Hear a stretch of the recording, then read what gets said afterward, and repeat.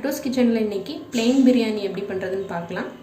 அதுக்கு தேவையான இன்க்ரீடியன்ட்ஸ் 3 பெரிய வெங்காயம், 3 தக்காளி, ஒரு கை அளவுக்கு புதினா, அதே அளவுக்கு கொத்தமல்லி, 2 ஸ்பூன் அளவுக்கு இஞ்சி பூண்டு பேஸ்ட்டு, 1 ஸ்பூன் அளவுக்கு மிளகாத்தூள், 2 பச்சை மிளகா, ஒரு பிரிஞ்சி இலை, ஒரு அன்னாச்சி மூக்கு, 2 பட்டை, 2 கிராம்பு, ஒரு 1/4 டீஸ்பூன் கரம் மசாலா, அப்புறமா ஒரு 1/4 கப்பு அளவுக்கு கெட்டியாக தயிர் எடுத்துக்கோங்க. அவ்வளோதான் இதுக்கு தேவையானது. இன்றைக்கி நான் 1.5 டம்ளர் அரிசி ஊற வச்சுருக்கேன். இது நார்மல் சாப்பாட்டு அரிசி தான், டெய்லி யூஸ் பண்ணுற அரிசி தான் வச்சுருக்கேன். உங்கள் வீட்டில் பிரியாணி அரிசி இருந்தால் பிரியாணி அரிசி, இல்லைன்னா பாஸ்மதி ரைஸ் எது இருக்கோ அது நீங்கள் யூஸ் பண்ணிக்கோங்க. நான் இப்போ ஒரு குக்கர் வச்சுருக்கேன். இதில் தேவையான அளவு ஆயில் விட்டுக்கலாம். இப்போ எண்ணெய் சூடானதும் பட்டை, கிராம்பு,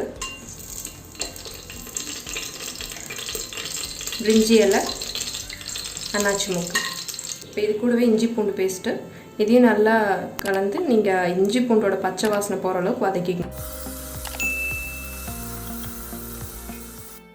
இப்போ இஞ்சி பூண்டோட பச்சை வாசனை போயிடுச்சு. நம்ம இப்போ வெங்காயத்தை சேர்த்திக்கலாம். இதுவும் பார்த்திங்கன்னா வெங்காயம் நல்லா பொன்னிறமாக வர வரைக்கும் நல்லா வதக்கிக்கணும். இப்போ வெங்காயம் பாருங்கள் நல்லா பொன்னிறமாக வதங்கிடுச்சு. இப்போ நம்ம எடுத்து வச்சுருந்த கொத்தமல்லி சேர்த்துடலாம். இது பார்த்திங்கன்னா இஞ்சி பூண்டு பேஸ்ட் இப்படி தான் அடியில் ஒட்டும். அதுக்கப்புறம் நம்ம தயிர், தண்ணி இதெல்லாம் சேர்த்தும் போது வந்துடும். புதினா சேர்த்துக்கிறோம். இது ஒரு 2-3 செகண்ட் நல்லா வதக்கிட்டு தயிர் ஆட் பண்ணிடலாம். இப்போ தயிர் ஆட் பண்ணிக்கலாம்.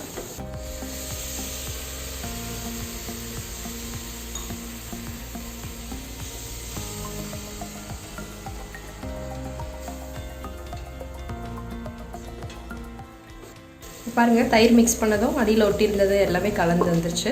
அதனால் ஒட்டிச்சுன்னு நினைக்க வேண்டாம். நீங்கள் போடும்போது ஒட்டினாலும் பரவாயில்ல. இப்போ இந்த டைமில் நம்ம தக்காளி ஆட் பண்ணிக்கலாம். தக்காளி ஆட் பண்ணிவிட்டு நீங்கள் நல்லா தக்காளி சாஃப்ட் ஆகிற அளவுக்கு வதக்கிக்கணும்.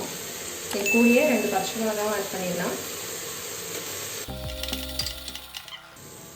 பாருங்கள், தக்காளி நல்லா வதங்கிருச்சு, ஆயிலில் செப்பரேட் ஆயிடுச்சு. இந்த டைமில் நம்ம மிளகாத்தூள்,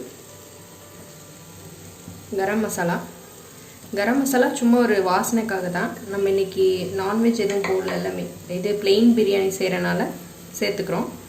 உங்களுக்கு வேண்டாம்னா அது ஸ்கிப் பண்ணிவிடுங்க. இப்போ இதுக்கு தேவையான அளவு சால்ட்டு, இது நல்லா மிக்ஸ் பண்ணிக்கலாம்.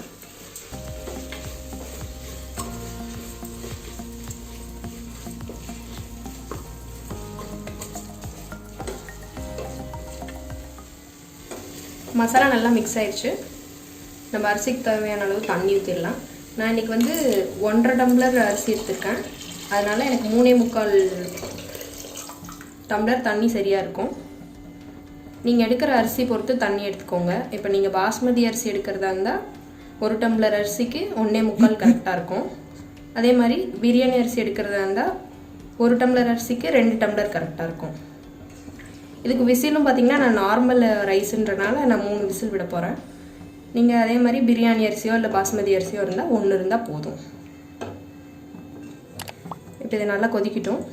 இது கொதிச்சப்புறம் நம்ம அரிசியை சேர்த்துடலாம். இப்போ ஒரு கொதி வந்துட்டுருக்கு பாருங்கள். அரிசி நல்லா தண்ணி வடித்து வச்சுருக்கேன். இப்போ அரிசியை சேர்த்துடலாம்.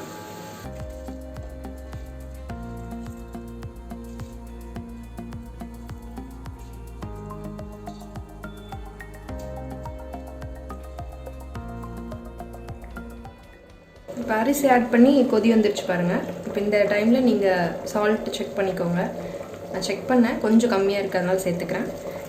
பிரியாணிக்கு கொஞ்சம் உப்பு கறிக்கிற மாதிரி இருக்கணும் நம்ம டேஸ்ட் பண்ணும்போது, ரைஸ் போட்ட பின்னாடி. அப்போ தான் நமக்கு டேஸ்ட் கரெக்டாக இருக்கும்.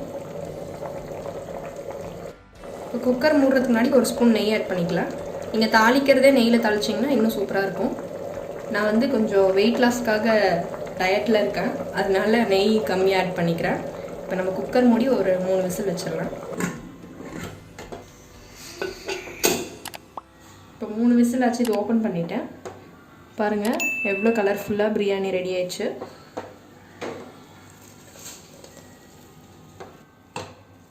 நம்ம லாஸ்ட்டாக நெய் ஊற்றினால நமக்கு பாருங்கள் ரைஸ் எவ்வளோ உதிரியாக வந்திருக்கு.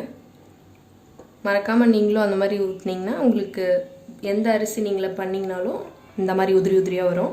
இன்றைக்கி இந்த பிரியாணியை நம்ம சப்ஸ்கிரைபர் ஸ்வேதா முத்துக்கு நான் டெடிகேட் பண்ணுறேன். ஏன்னா டுட்டூஸ் கிச்சனில் போடுற எந்த வீடியோவாக இருந்தாலும் ஃபஸ்ட்டு அவங்க பார்த்தோன்னே கமெண்ட் பண்ணிடுவாங்க. அது பார்க்கும்போது நமக்கு நல்ல என்கரேஜிங்காக இருக்கும்.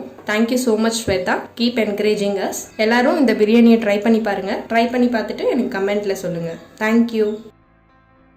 இந்த வீடியோ யூஸ்ஃபுல்லாக இருக்கும் நம்புகிறேன். தொடர்ந்து நம்ம சேனலை சப்போர்ட் பண்ணுங்கள். உங்கள் டவுட்ஸை கமெண்ட்டில் கேளுங்க.